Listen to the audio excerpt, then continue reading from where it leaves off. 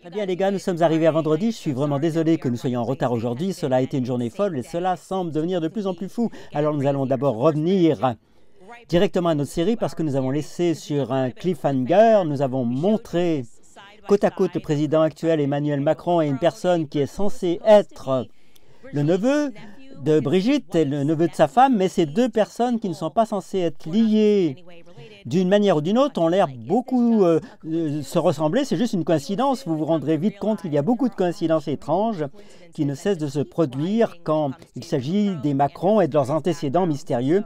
Alors, bienvenue dans notre série en devenir, ok?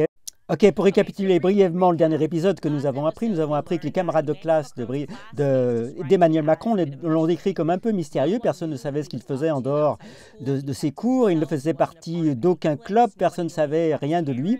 Ok, nous avons également appris qu'Emmanuel Macron, en tant que président, semblait en savoir très peu sur sa propre famille immédiate. Nous vous avons en quelque sorte raconté quelques histoires, sans inclure également quelques lignes sur sa famille, seulement quelques lignes sur sa famille dans son autobiographie,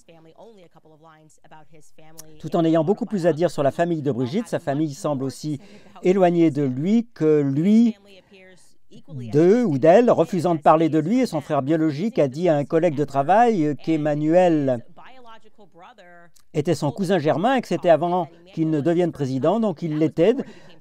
Tu connais ce type qui est comme l'un des ministres? Et il dit non, c'est mon cousin. Alors il y a bien sûr la circonstance étrange où il a été interrogé sur sa sœur biologique qui vivait à proximité d'un politicien, et quand le politicien a posé des questions à son sujet, Emmanuel n'a pas répondu, mais il a regardé Brigitte pour savoir quoi dire. C'est bizarre.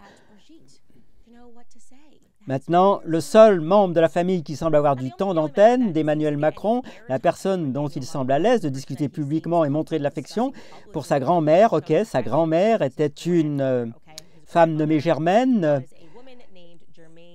qu'il appelait affectueusement Manette, ok? Les voilà ensemble lorsqu'il discute de son enfance, et dans son livre Révolution, elle est la seule qui l'intègre dans son enfance. Souvent, il écrivait cette citation, donc j'ai passé mon enfance dans des livres un peu hors du monde. C'était une nature morte. Je me souviens de ces petits matins où j'allais dans sa chambre et elle me racontait des histoires de ses amitiés de guerre quand j'étais enfant. Je reprenais le fil de la discussion interrompue tous les jours et voyageais à travers sa vie comme si je ramassais un roman, et l'odeur de café qu'elle préparait parfois au milieu de la nuit et de la porte de ma chambre un pot dès 7 heures du matin alors que je n'étais pas encore venu vers elle en m'exclamant avec une certaine inquiétude: « Tu dors encore ?» Tu sais, il y avait ce journaliste qui a même spéculé qu'elle avait soulevé la possibilité qu'il avait en quelque sorte été adopté par sa grand-mère, lui a appris à lire. Selon lui, elle vivait à quelques pâtés de maison de ses parents à Amiens, et il raconte aussi dans son livre qu'il a passé ses vacances d'été et d'hiver dans sa maison familiale et que c'est là qu'il a appris à marcher, c'est là qu'il a appris à pêcher, c'est là qu'il a appris à jouer au rugby avec ses grands-parents. Tant de temps passé avec ses grands-parents, et peut-être que cela explique cette absence bizarre de photos d'enfance avec ses frères et sœurs ou avec ses parents. Ok, donc ça fait beaucoup qu'il nous donne, et selon les témoins, la Manette était extrêmement privée, tout comme son petit-fils laissait souvent les volets de sa maison fermement fermés, disait-il, et une fois à la retraite, elle ne s'aventurait presque jamais dehors parce qu'elle était entourée de livres, en quelque sorte, dans son propre repère, ce qui explique pourquoi et comment Macron dit avoir été élevé dans un tas de livres également. Mais à quel livre en particulier? Il a donné une réponse à cela maintenant, selon les journalistes. Candice Neil et la biographie de Caroline Darian, intitulée intitulé Les Macron, plutôt, ils ont écrit une citation. Il a une citation à l'adolescence. Ils ont écrit à l'adolescence, le jeune Macron s'est échappé en lisant des livres d'André Gide et Michel Turner. Ce livre s'appelle The Earl King. En anglais, ce sont les livres qui sont sur sa table de chevet. Sa grand-mère maternelle bien-aimée partageait avec lui un goût pour ces auteurs. Maintenant, nous avons déjà discuté d'André Gide. Je pense que c'était dans notre premier épisode d'introduction. C'était le gars qui avait un passé auto-avoué, qui a admis avoir violé des musulmans, les garçons en Algérie en particulier, pour explorer et en apprendre sur sa sexualité en se débarrassant des chaînes, bien sûr, les limites, si vous voulez, de son éducation chrétienne, et en apprenant vraiment sur lui-même, en voyageant en Algérie. Et pourtant, malgré cela, il était à l'aise de mettre son livre tel qu'il était à son chevet, en grandissant avec sa grand-mère. Il était à l'aise de mettre cela dans son portrait présidentiel. L'autre auteur dont nous n'avons pas parlé, qu'il a mentionné à ses journalistes, l'autre auteur est Michel Thurer, apparemment un autre favori. Et le livre est encore plus étrange. Je dirais qu'une grand-mère partage avec son petit-fils. C'est assez controversé, ce livre de Michel Tournier. Encore une fois, il s'appelle The Earl King. The Earl King était une créature mythologique qui court après les enfants, et dans ce livre, les passages sont bien... Je vais vous donner un passage, je vais juste vous le lire, citer les fesses des enfants. Sont vivantes, frémissantes, toujours alertes, parfois enfoncées, quelques secondes plus tard souriantes et naïvement optimistes. Aussi expressifs que les visages maintenant. Je ne sais pas si mes grands-parents se trompaient, mais ils ont donné... à moi, ils m'ont donné la Bible. Nous avons parlé de passages bibliques. On ne nous a pas donné de livre qui parle des fesses d'un enfant, comme si c'était complètement absurde dans ce livre. Les protagonistes du livre parlent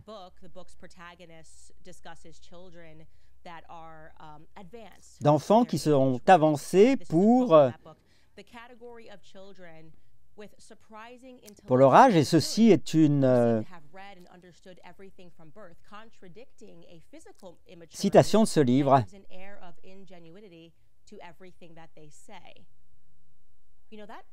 Pratiquement exactement la même explication sur laquelle la presse a eu raison de travailler concernant cette histoire bizarre de Brigitte étant tombée amoureuse d'un jeune de 14 ans, puis ayant décidé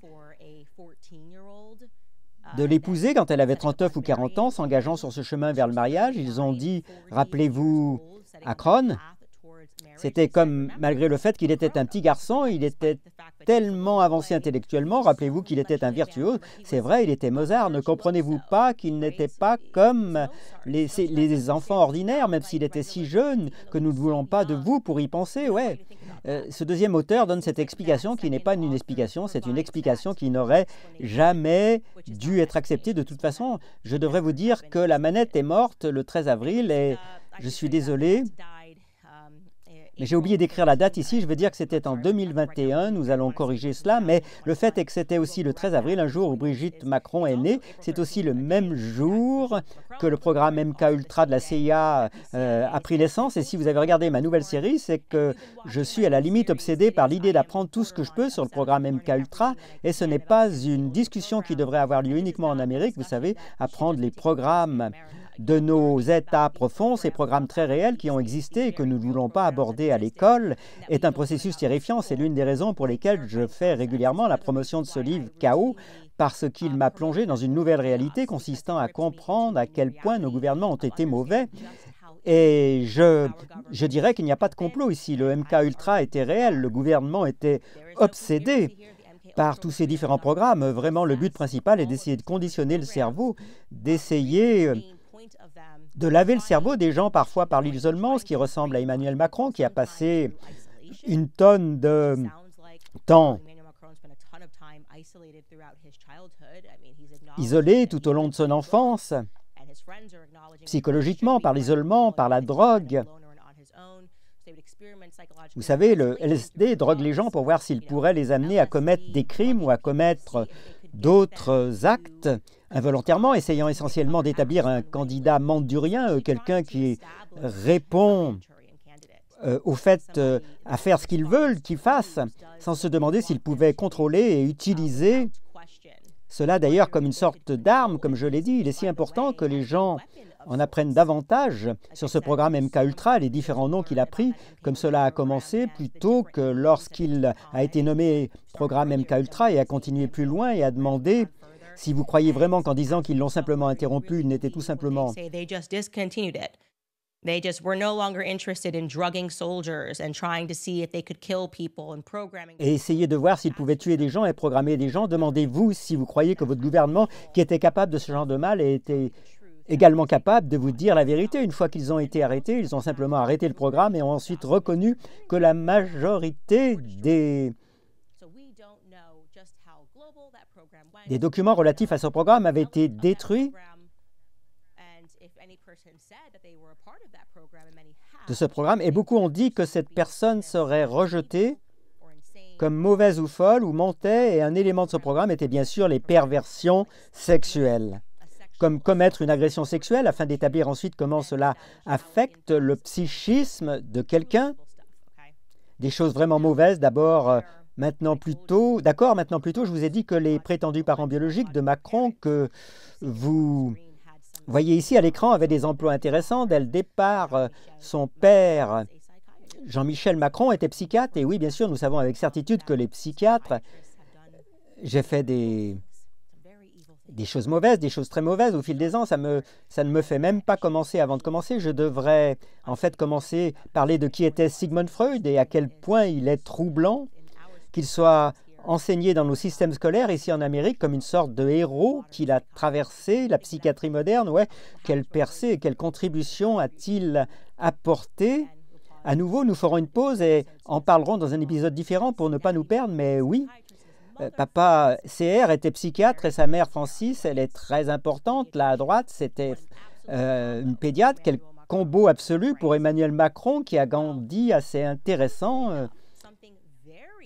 Quelque chose de très intéressant a été découvert à propos de sa mère Françoise. Désolé, je pense avoir dit Françoise maintenant, mais nous avons dit qu'elle était pédiatre et qui a également servi comme conseillère médicale à la sécurité sociale. Et finalement, quelque chose de très intéressant est arrivé à propos d'elle et de son travail pour la sécurité sociale, auquel je vais lire directement dans le prochain livre du journaliste Xavier Poussard qui sera disponible sur Amazon. Si au cas où vous voudriez aller jusqu'à la fin de l'histoire et voir où elle se termine, il écrit une citation face au mur de l'enfance d'Emmanuel Macron. Nous avons décidé de le passer au crible avec cette question en tête. Pourquoi la famille a-t-elle refusé de répondre aux sollicitations des journalistes et pourquoi a-t-elle eu besoin de l'aval de Brigitte? Une audition à l'Assemblée nationale française a retenu notre attention, celle de Sylvaine Télesphore, présidente de l'Association de l'Institut de l'intersexualité et de l'hermaphrodisme en Europe, AMIHE. Née à Beauvais en 1956, sous le nom de Sylvain Télesphore, changé en Sylvaine par décision de justice à Paris le 15 mai 2007, il a incidemment révélé à l'Assemblée nationale française ce qui suit.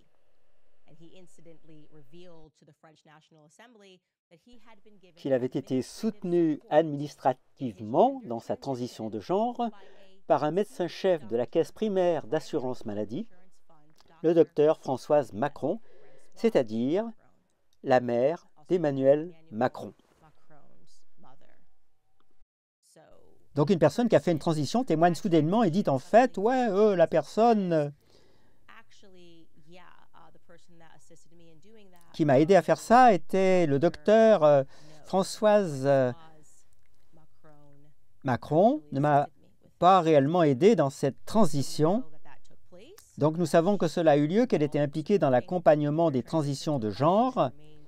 La question restait alors de savoir si c'était simplement un cas unique ou si la mère de Macron avait été impliquée dans cette catégorie de travail en aidant plus largement les personnes transgenres. Et la réponse est tombée l'année dernière quand une personne intersexe du nom d'Alexandra a décrit, citation d'Alexandra dans le livre de Xavier Poussard, qui dit « Les dérogations accordées par la conseillère nationale, référente docteur Françoise Macron-Noguès, qui, il faut le dire, est la mère de l'actuel président. Elle a fait un travail énorme en suivant toutes sortes de générations de personnes comme moi, en accordant des subventions pour que nous puissions avoir accès aux meilleurs spécialistes, pour que nous puissions prendre notre temps et pour que, dans la vie de tous les jours, nous ne soyons pas en marge. Si les gens étaient rejetés par leur famille, elle leur trouvait une petite chambre et ils recevaient une pension d'invalidité pour la durée du voyage. Bref, c'était très bien organisé. Je ne comprends pas pourquoi les gens méprisent ce protocole. Dans une deuxième interview, elle expliqua que Françoise était concernée par une pathologie particulière connue sous le nom de pseudo-hertie congénitale primaire ISM, mais vous connaissez les gars, je suis sûr que tout cela n'est qu'une coïncidence. Je veux dire, tous ceux qui ne comprennent pas comment ces choses continuent d'arriver dans leur monde, c'est juste un théoricien du complot fou, n'est-ce pas? Juste un fou conspirateur. Je veux dire, ouais, d'accord, je comprends. Nous avons des questions sur le sexe de sa femme. Pourquoi son passé ne semble pas se rapprocher? Nous avons des questions, bien sûr, oui, sur son passé. Son père est psychiatre, sa mère fait un travail spécialisé pour aider les gens dans leur transition et ils ont gardé le silence quand ils se sont mariés. Et bien sûr, quand ils sont devenus président et première dame, ils ont juste eu toutes ces choses de type transgenre ou pédophile continuent d'apparaître, mais je suis sûr, tout cela est une coïncidence, les gars. Les livres, tout n'est qu'une grande coïncidence. Arrêtons-nous là. Très bien, revenons maintenant à l'histoire de Brigitte, car ça semble être beaucoup de choses. Il se passe des coïncidences ici, donc nous avions déjà mentionné une journaliste du nom de Sylvie BML, c'est vrai, cette journaliste de gauche qui a des lignes dans Vanity Fair, comme je l'ai dit, ce genre de choses ne venait pas d'un théoricien du complot, c'est un tel mensonge qui est dit au monde anglophone, c'est elle qui a consacré le plus de temps à essayer d'entrer dans le passé de Brigitte pour en savoir plus sur le passé de Brigitte, et elle n'arrêtait pas de se heurter à un mur, et encore une fois, pour vous rappeler que ces journalistes étaient comme une femme puissante qui prend des commandes du El Palace. Je veux juste en savoir plus sur elle pour pouvoir la promouvoir dans le monde. Vous savez, qui n'aime pas les personnages forts, surtout si vous êtes féministe, comme ces écrivains l'étaient. Alors elle commence à travailler sur la deuxième biographie sur Brigitte, intitulée « Il venait d'avoir 17 ans ». En fait, un titre drôle. C'est un titre faux et Sylvie Baumel le conteste en fait dans ce même livre. Elle atterrit sur une réponse différente dans son dernier chapitre. Elle écrit qu'Emmanuel Macron venait juste d'avoir 15 ans. Elle est probablement allée avec un titre différent parce qu'ils auraient paniqué à l'Élysée. Si elle y était allée avec le vrai titre, avoir 15 ans, ils auraient probablement fait un peu des choses terrifiantes. Peut-être qu'ils l'auraient simplement convoqué au bureau pour une discussion tout au long de cette deuxième enquête qui a mené à la publication de ce livre. Elle a parcouru toutes ces interviews publiques données par Brigitte et n'a cessé de tomber sur ces petites erreurs que Brigitte ferait sur son âge à propos de certaines choses.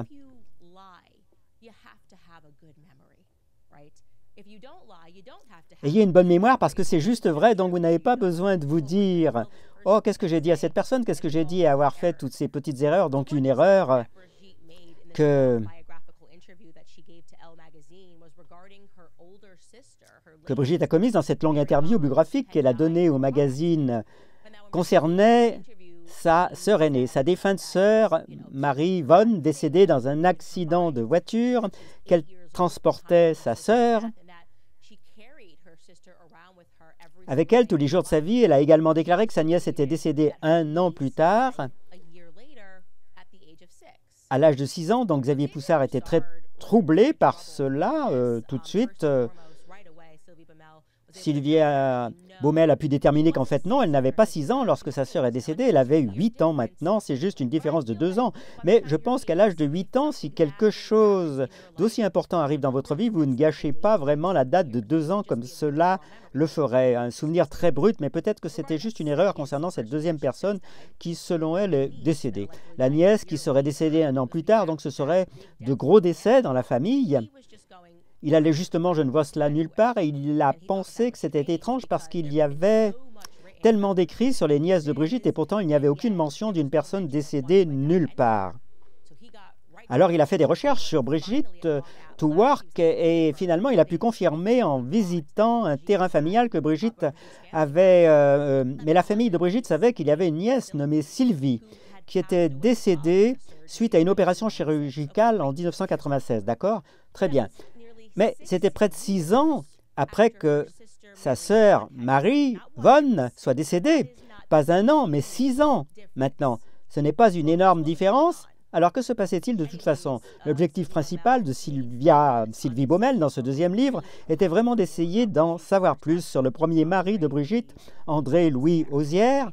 C'est vrai, c'est le banquier qu'elle avait épousé quand elle avait 21 ans, le gars qui s'est fait voler sa femme de façon assez dramatique par un adolescent virtuose du type Mozart, je veux dire, ça doit faire mal et personne ne pouvait entrer en contact avec lui. Rappelez-vous, nous avons parlé de Virginie Linard, cette cinéaste documentée qui a dit de la même chose. Il y a comme un trou noir, elle l'a appelé les secrets les mieux gardés de l'Élysée, que personne ne pouvait percer. Donc il y avait aussi un magazine, Capital, qui l'a résumé en 2017 avec cette impression générale se référant à André-Louis Osière, le premier mari, cite un vrai fantôme, pas une seule photo de lui sur le web, pas une seule image dans les épais catalogues biographiques des agences de presse.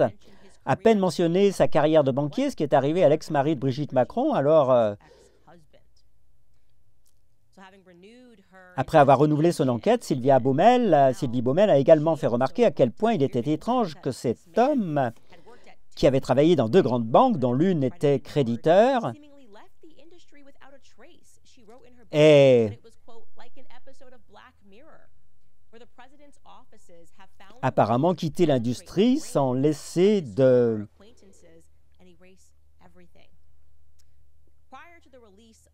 traces. Quelques extraits de son livre, ok. Dans ce magazine appelé Le Point, et puis tout à coup, enfin dans ce magazine, en avril 2019, avant la publication de son livre, une photo de mariage, a émergé du premier mariage de Brigitte. Donc ils sont maintenant en fonction, et puis cela fait maintenant 2 ans qu'ils sont en fonction, et c'est parti, tada. En fait, je suppose qu'on pourrait dire 1 an et 3 mois, tada, boum, voici une photo du premier mariage de Brigitte, soi-disant ici. Voici la photo que je te veux te montrer, pour la regarder, jeter un œil à cette photo. On nous dit que c'était André-Louis, et c'est... non. Maintenant, je peux vous dire que je ne suis pas un logiciel de reconnaissance faciale, mais cette femme, on peut continuer ça un peu, les gars, ne ressemble pas à la première dame actuelle, Brigitte Macron. Ok, je sais que les visages ont changé, mais ça ne me ressemble pas à la première dame actuelle, Brigitte Macron. Il suffit de jeter un œil à ceci, côte à côte, peu de temps après le début de la carrière. Peut-être que je pourrais dire que ces gens sont... Je ne sais pas qui est cette personne sur cette photo, d'accord, mais vous ne pouvez pas simplement faire des hypothèses en regardant les gens et en décidant de ce qui est vrai et de ce qui est faux, et nous le faisons d'ailleurs. Ils ont pu le trouver. Sylvie Baumel a pu trouver un certificat de mariage qui certifie qu'en Liette, quelqu'un, Brigitte Trogneux, a définitivement épousé quelqu'un nommé André-Louis Osière, le 22 juin 1974, donc ça se vérifie. Et pas seulement ça, mais le témoin du mariage était son frère, Jean-Michel Trogneux. Et c'était une énorme avancée, parce que cela nous dit que Brigitte était extrêmement proche de son frère. Si vous en faisiez le témoin de votre frère, le témoin de votre mariage, vous supposeriez que cela signifie que vous étiez super proches. Mais le public venait tout juste de découvrir Jean-Michel, donc qui vont bien, ce n'est pas bizarre. Pourquoi l'avez-vous fondamentalement effacé de votre vie, comme si la pire querelle de famille jamais vue une fois que vous êtes devenue première dame? Ouais, cela semble un peu étrange. Alors, voici quelques faits plus étranges que je vais partager avec vous. Dans notre lettre juridique, nous avons spécifiquement demandé à Brigitte Macron, bien avant la publication d'aujourd'hui, de nous confirmer par écrit qu'elle, l'actuelle première dame de France, est en fait la femme qui est représentée sur cette photo, et elle a refusé de répondre à notre question. OK, voilà. Nous, vous savez, nous avons cette lettre. Elle a refusé spécifiquement de répondre à la question de savoir si c'était elle ou non. Vous voir le numéro 8, c'est Brigitte Macron, la même personne sur la photo de mariage, pas de réponse. Et ce qui est plus intéressant, c'est que ce n'est pas la première fois qu'elle refuse de répondre à cette question fondamentale. Elle a également refusé de fournir une réponse basique à cette question dans un procès, une affaire de diffamation contre la journaliste Natacha Ray. Vous en avez entendu parler. Elle a gagné un procès en diffamation. Et bien maintenant, je vais vous dire les détails ici de la façon dont Natacha Ray a perdu un procès en diffamation sans prétendre que Brigitte Macron était un homme ou a vécu comme un homme avant de passer, si vous voulez, à Brigitte Macron, mais plutôt en se trompant sur les détails, d'accord, en spéculant. Elle a regardé cette photo d'André-Louis Auzière et du mariage et elle a dit dans son esprit que je ne pense pas que ce type ait jamais existé. Et en fait, l'homme sur cette photo me ressemble beaucoup plus à un autre gars nommé Louis-André Auzière. Il suffit de retourner littéralement le nom pour que vous ayez André-Louis Auzière. Donc sur cette photo est en fait Louis Auzière, qui était en fait son cousin germain. Alors elle a spéculé. Elle a juste fait cette affirmation comme si ce n'était pas qu'il faisait juste semblant et que c'était celui qui était à lui. Mon cousin germain s'est marié, mais Natacha avait en fait tort. Alors l'Élysée a appelé Louis-André Auzière à une conversation et l'a encouragé à la poursuivre en justice. Pour diffamation, ce qu'il a fait à nouveau, je veux très clairement dire ce qui était à l'origine de cette affaire de diffamation. Maintenant, comment savons-nous qu'ils ont fait cela? Parce qu'un autre journaliste, une autre journaliste féministe de gauche, Emmanuelle Anison, nommé, donc, a tous écrit de la même manière un livre sur Brigitte Macron.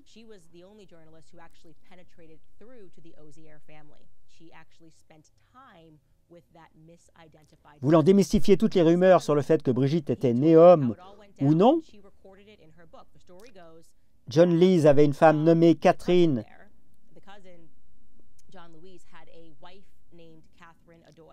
Catherine Adoé. Et convaincue de cette théorie selon laquelle il était en fait un homme sur la photo, elle a contacté sa femme Natacha. Ray contacte sa femme Catherine sur WhatsApp et elle envoie un message à 3 heures du matin. Elle est comme sur l'histoire, elle sait quelque chose de bizarre, elle suit son instant et que les faits, et elle écrit à cette femme « Je sais tout, absolument tout, pour vous, pour John Lewis, pour Jean-Michel. Je suppose que pour elle, c'était comme une stratégie journalistique. » De pas vraiment, sachant tout savoir que quelque chose n'allait pas, mais en espérant savoir tout, cette personne pourrait être ouverte. Mais Catherine n'était pas ouverte. Elle l'a immédiatement montré à son mari. C'était comme ce qui se passait. Son mari a contacté Laurence Auzière juste pour vous rappeler que c'est la fille aînée présumée de Brigitte, qui se trouve également être son cardiologue. Et Laurence dit que vous devez appeler Brigitte, vous devez appeler maman parce qu'elle pense aussi à porter plainte, c'est du harcèlement. Alors, il fait le cousin, appelle frère. Et voici ce qu'il raconte au journaliste, ce qui s'est passé ensuite dans ses propres mots, citation. Elle me dit qu'elle est désolée, que tout est de sa faute, qu'il faut porter plainte et qu'elle est d'accord pour faire une action conjointe. J'entends la voix d'Emmanuel Macron en arrière-plan qui lui demande de se dépêcher car ils doivent partir. Avant de raccrocher, elle me promet de m'envoyer une copie de son livret de famille, ce qu'elle a fait. Je lui demande également de certifier par écrit que c'est bien elle sur la photo de mariage de 1974 avec André, ce qu'elle n'a pas fait. Je ne lui ai plus parlé directement de ce sujet par la suite. Donc, citation de Jean-Louis Auzière. Alors, encore une fois, il dit qu'elle est comme ouais par ce dossier, je vais déposer pour vous, faites ça et il est bien. Pourriez-vous m'envoyer comme par écrit? Vous savez, évidemment, ce sera une preuve, cela en tirera des ennuis à ces gens. Dites simplement que vous certifiez que c'est vous sur la photo de mariage. Et à l'Élysée, dit non, on devient froid après, il respecte son côté de l'accord. Il dépose une plainte contre Natacha Ray, il envoie des documents aux avocats de Brigitte, puis Brigitte le rappelle et dit que vous savez ce que le palais recommande réellement, que nous déposions notre action séparément. Voici ce que John Lees dit se passe, la citation suivante. Elle m'a dit que l'Élysée préférait lancer deux actions distinctes. Elle me laissait tomber. Cela signifiait clairement, si vous voulez continuer, débrouillez-vous, prenez un avocat à vous. Nous avions déjà porté plainte, il n'y avait pas de retour en arrière possible, donc nous avons continué seuls. Depuis, quand j'essaye de rappeler Brigitte, ce n'est pas elle que j'ai, mais sa secrétaire, qui est devenue injoignable. Si bref que la première dame l'a bien joué, elle l'a tout excité et a dit que nous allons déposer un dossier avec vous, blablabla, comme d'abord, il est d'accord, pouvez-vous certifier? Et non, ils ont été manipulés et trahis par le couple présidentiel du président. Et les journalistes racontent que vous pouvez certainement dire qu'il est un peu piqué, que l'OR s'est senti un peu piqué par cela, très étrange, encore une fois, chose facile à certifier. Mais bien sûr, ce qu'elle voulait vraiment, Brigitte, c'était qu'il passe par la diffamation, pour qu'il gagne la diffamation, parce qu'il n'était en fait pas l'homme représenté sur cette photo de mariage, et ensuite pour qu'elle et son mari puissent faire connaître les journaux. Nous avons gagné un procès en diffamation contre la journaliste folle qui a dit que Brigitte était née homme. Eh bien, Brigitte vient de gagner son procès en diffamation. Vous n'arrêtez pas d'entendre dire qu'elle a gagné. Elle a gagné des procès en diffamation à ce sujet.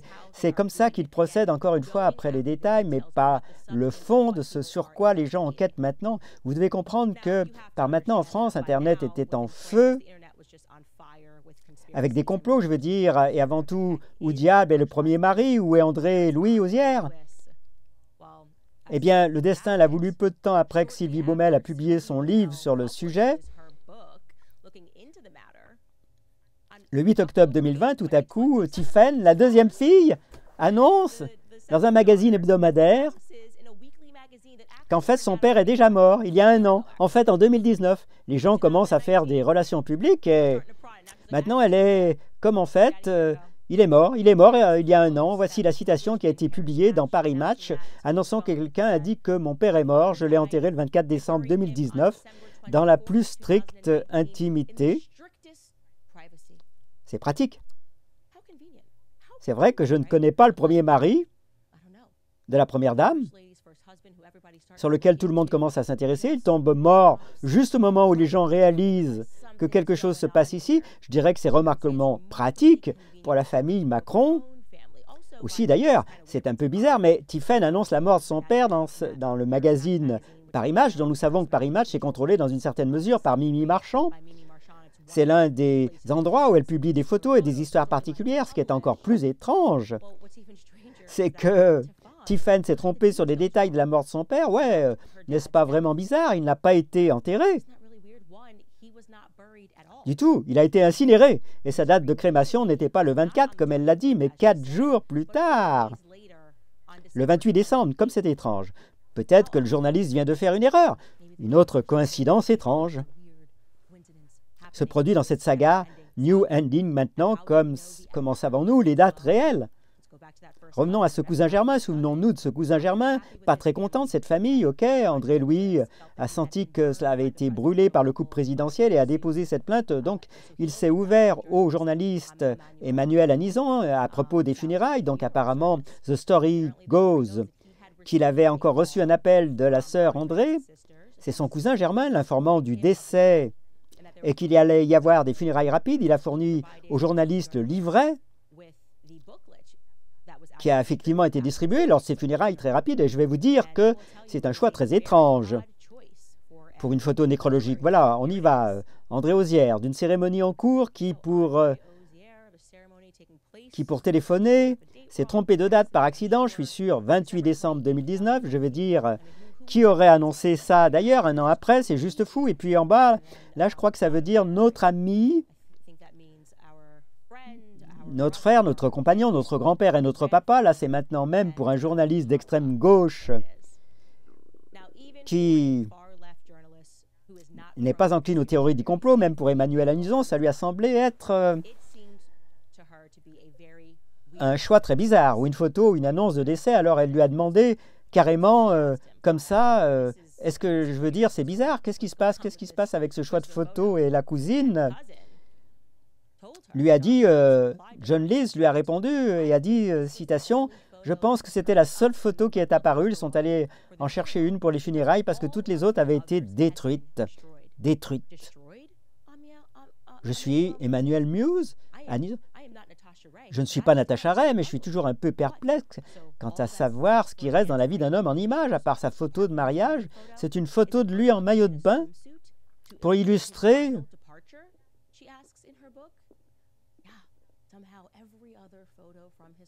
son départ final, demande-t-elle dans son livre. Ouais, d'une manière ou d'une autre, toutes les autres photos de sa vie ont été détruites. Ok.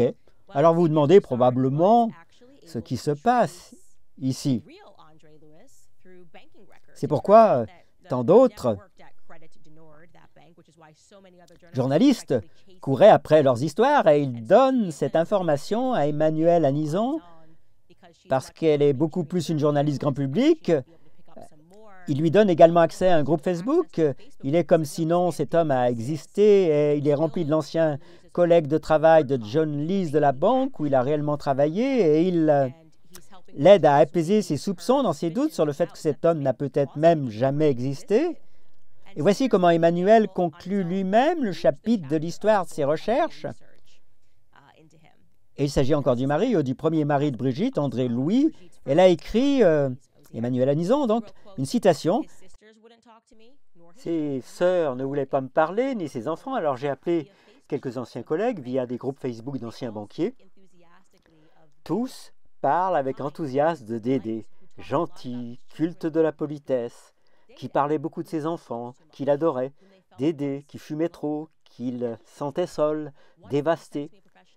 L'un d'eux m'a envoyé une collection professionnelle de portraits du milieu des années 2000 où André pose, sérieux, en costume-cravate au milieu de ses collègues de l'agence bancaire d'Amiens.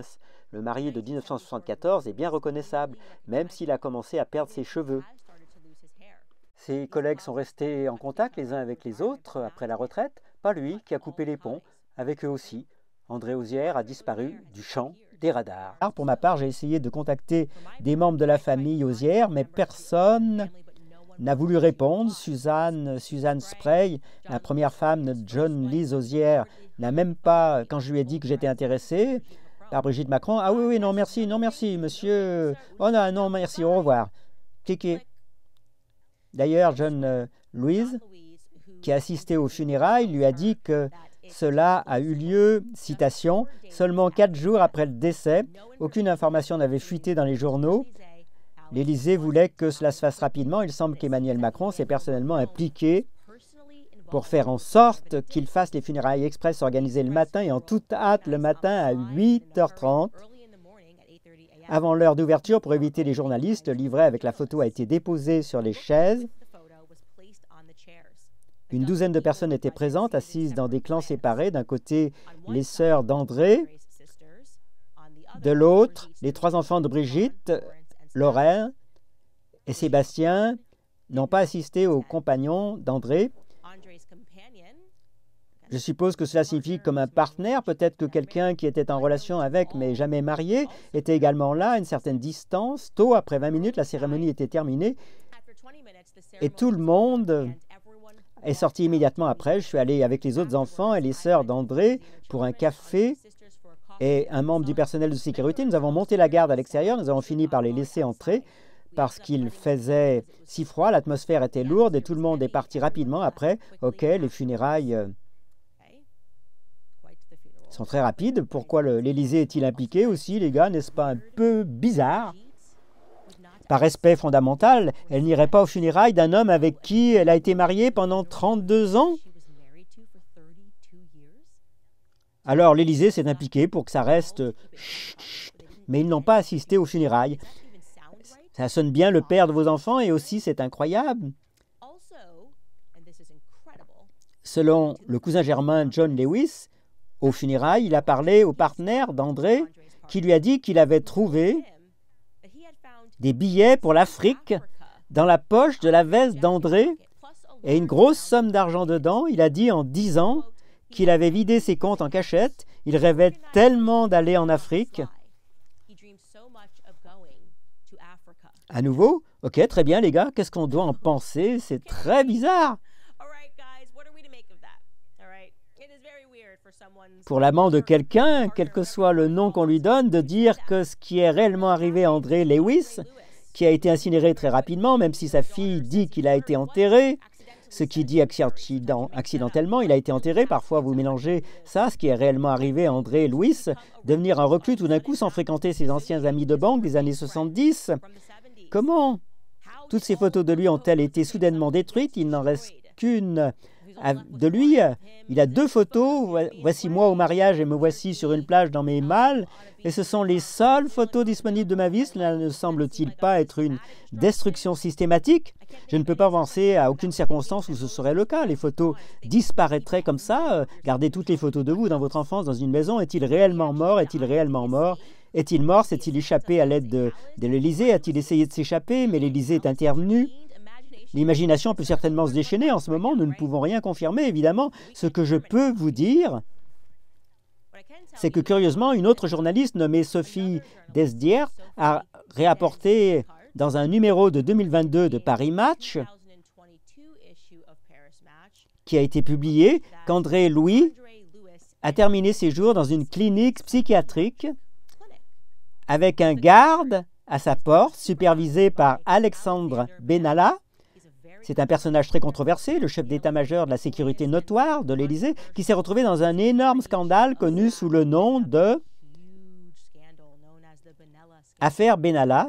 D'accord? Pourquoi ce journaliste dirait que je peux vous dire que cette information a été instantanément démentie le même jour sur Twitter par tonnes? Mais malgré la nature extrêmement menteuse de la famille qui s'en prend toujours aux gens pour diffamation, Macron n'a jamais poursuivi en justice ce journaliste qui a dit cela pour diffamation. Je pense que c'est un endroit parfait pour nous de faire une pause parce que c'est beaucoup d'informations et beaucoup de pièces que vous devez mettre ensemble.